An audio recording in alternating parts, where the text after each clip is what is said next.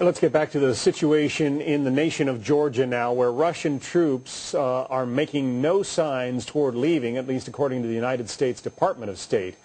Joining us now to talk about the prospects here, Fred Kemp, the author of the book Siberian Odyssey, A Voyage into the Russian Soul. He's also the Atlantic Council president and CEO. Fred, I know you've met with the Georgian ambassador recently. What does the ambassador think are the prospects of getting the Russians out? I think the prospects of getting the Russians out aren't that great, and that's partly because we now understand why they're in. The longer this goes on, the clearer it is that this was long planned, carefully prepared, and then provoked. That's the most you can blame President Saakashvili of Georgia for, is walking into a trap.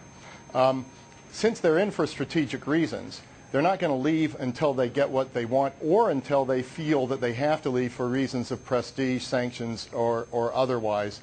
And so I think what we're seeing is them digging themselves into places like the city of Gori, and then when they leave an area, the reason they leave an area is because they've created enough destruction, dismantling military installations, to a certain extent civilian infrastructure, before they then move on to a next target. But what about the so-called peace agreement, the ceasefire? I think you have now the president of Russia saying one thing and troops on the ground doing another thing.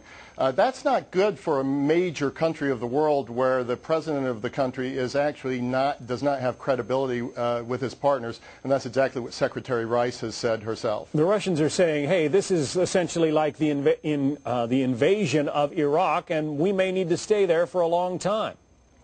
Well, we now are in a situation where you have a philosophical debate that's turned into a war. The West has been saying we're in a different world now. We have an integrated world, globally integrated world, where spheres of influence thinking, 19th century thinking, is outmoded. The Russians have been saying, we're threatened by NATO encroaching on our borders. We think in these spheres of influence. Now that they've actually acted, it becomes less theory and it becomes more practice. What do we do about it? It's going to be, I guess, interesting to see what happens. Fred Kemp. Thank you, Fred.